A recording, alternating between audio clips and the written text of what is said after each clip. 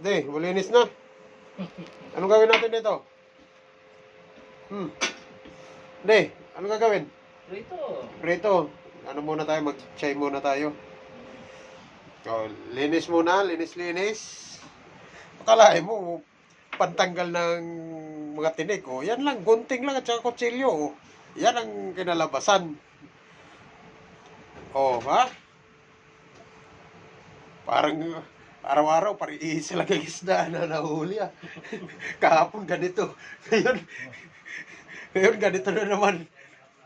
Ha?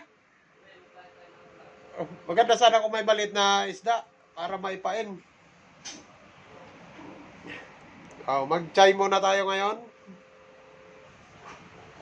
Oh, yan ang isda. Oh, panoorin nyo, ha? Oh, yan. Ganyan lang. Sus. Oh, ha? Laki sa dagat yan. Pakantay mo na nga, no, Bayang Magiliw. Alam na alam yan.